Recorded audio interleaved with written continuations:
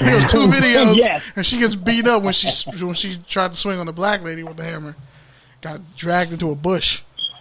But that's just what's been happening. Like, a lot of people who came from the South originally, like, made up L.A. A lot of black people. Like, I have family that goes back to Alabama and Louisiana, and they wasn't taking that shit because they knew how racists were in the South. So they come to California thinking it's going to be better, up north.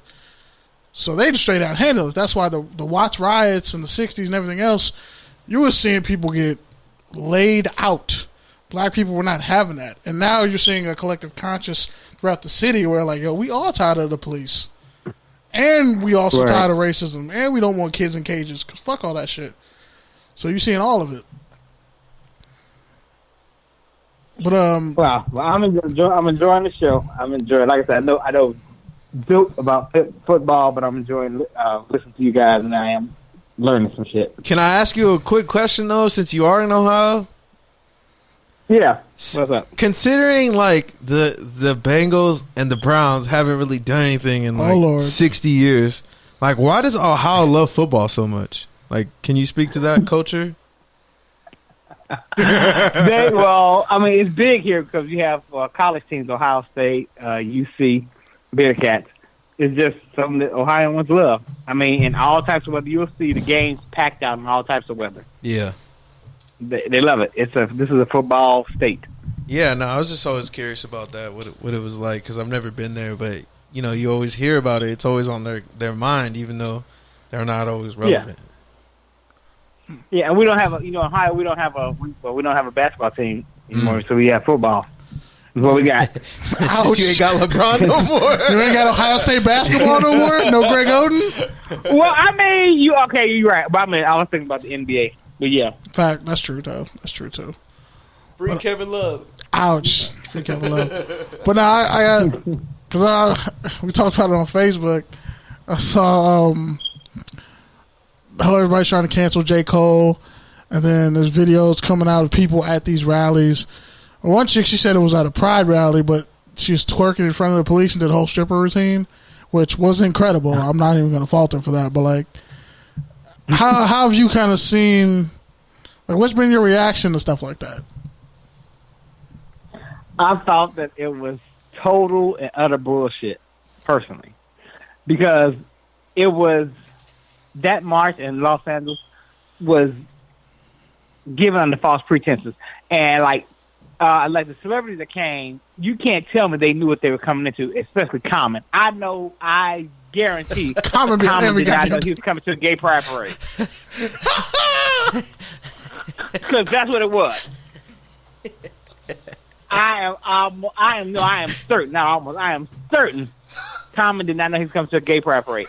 And I thought that it was, I just thought it wasn't the right place, the right time or whatever. But for some odd but a lot of gay people think that the LGBT fight and the black fight are one and the same, and it's not. It's totally different. And I'm saying this as a black gay man. They're totally different. It's set up. Your right's not right. When I walk outside my door, they see a black man. When you walk outside your door, they don't know if you like to suck dick or whatever you do. But for me, so it's not the same fight. And I get so tired of people doing that. And that's what they did with that march. And that was not, to me, that was not right. And you change Black Lives Matter, then you put in Trans Lives Matter, all Black Lives Matter, which all Black lives do matter.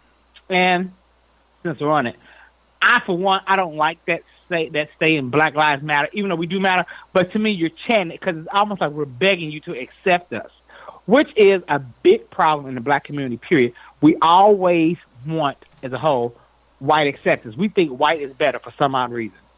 Like, it's like when it comes to different things, such as clothing designers, we think that Gucci, Louis Vuitton, and everything is the it. If you got that, you made it. But there are some great black designers that people are overlooking, and they won't wear them because they don't have the stamp of white approval. And I can't rock with that. But that's just me. But like I said, I always think differently than other people. Yeah, that march in L.A., that was so disappointing. Hopefully, and it was disappointing because having lived in Los Angeles and experienced in West Hollywood does not like us. They don't cater to us. That's where I experienced racism at, mostly in West Hollywood. They don't like us. They don't cater to us. Treat us very differently because we don't have any black gay clubs where black people can really go and hang out. Like we used to back in, I always say back in my day, back when I was in my 20s, there were gay clubs to go to.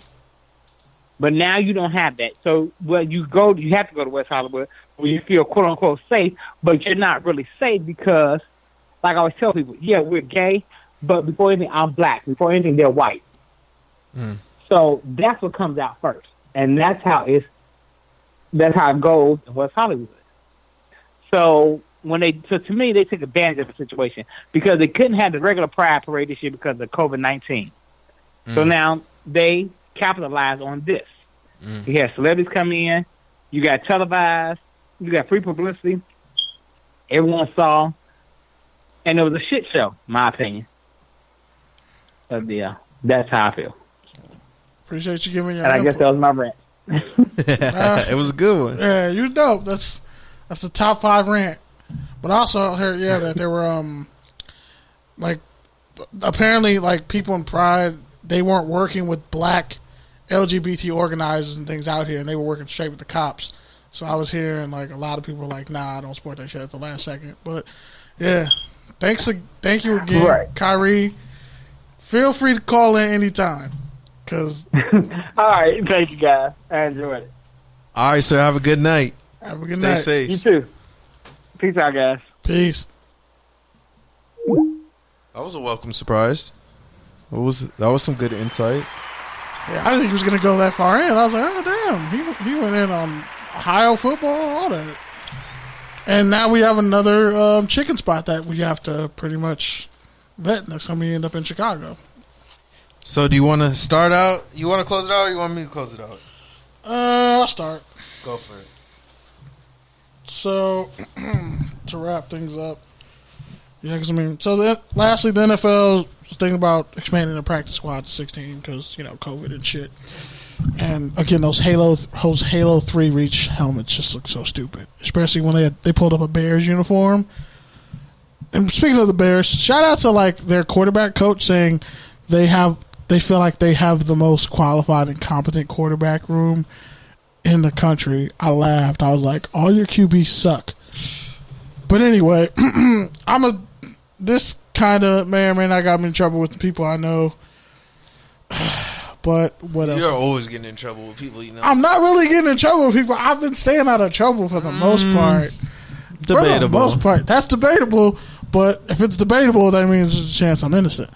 And I'm not always guilty. You only got to get 3 people to say something for it to be true.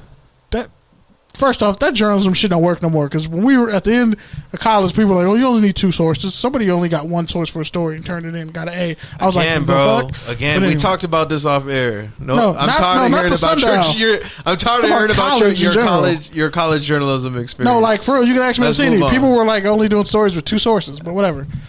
Things have changed. But anyway, that's a whole nother story. People trying to cancel J. Cole for that song that he dropped, when really it was a response to No Name, Young Black Lady, pretty much calling people out for being silent. And she's called out a lot of people who are problematic, and I agree. But I'm not disagreeing with her, because she was pretty much said, a lot of your favorite rappers quiet as fuck right now. But I also agree with what Dave Chappelle said in his special, the streets are talking. What they're doing out there, protesting, taking down monuments and shit, fighting back the cops with nothing but a mask and some rocks when they got guns and tear gas.